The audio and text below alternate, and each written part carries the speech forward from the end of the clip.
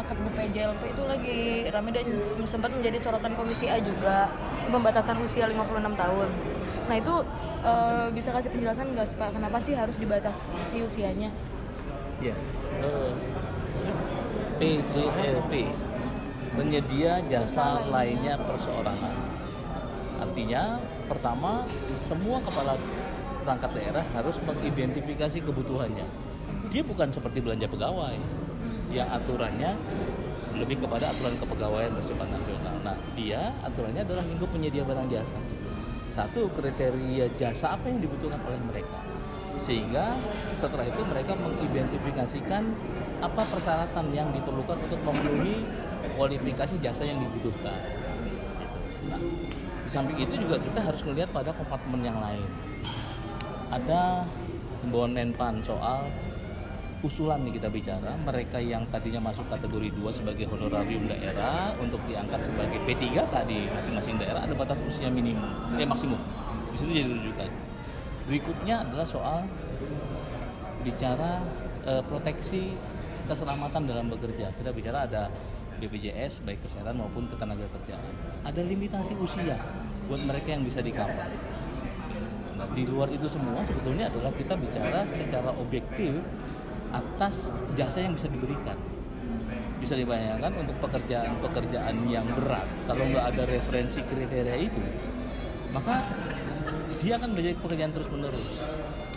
Gulkarmat, Balakar, mereka yang melakukan penanganan pemadaman kebakaran, kan nggak mungkin di atas 56 tahun. Bagaimana mereka menjadi petugas lapangan? Jadi sebetulnya itu hanya sebagai referensi bahwa apa yang ditetapkan oleh Pemprov melalui Kepgub tersebut bukan hanya sekedar batasan usia, tapi kita juga comply kepada regulasi yang lain. Nah, di dalam pelaksanaannya antara si pemberi kerja dengan si penerima kerja kan ada namanya kontrak.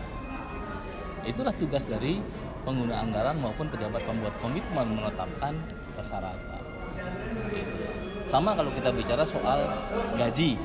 Kenapa pemerintah menetapkan UMP? Itu kan rujukan. Tapi apakah mereka bisa melampaui dari UMP? Bisa. Kalau kualifikasi pekerjaan, kalau output hasil pekerjaannya itu lebih dari yang distandarkan. Misalnya standarnya adalah bekerja 8 jam per hari gitu ya, selama sekian hari per minggu. Nah itu kan basic rate-nya adalah UMP. Jadi ini sebenarnya adalah perlindungan.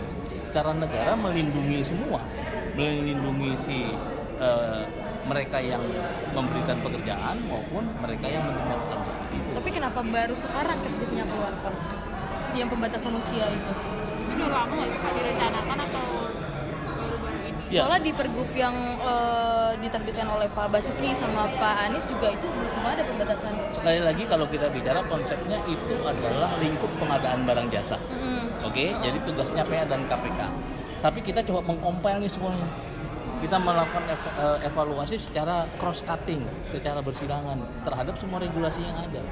Kan kalau dulu mungkin tidak diwajibkan BPJS, keikutsertaan BPJS tidak diwajibkan. Nah, begitu sekarang dia masuk ke menjadi mandatori diwajibkan BPJS, maka kriteria usia maksimum yang bisa di-cover oleh program BPJS itu menjadi rujukan.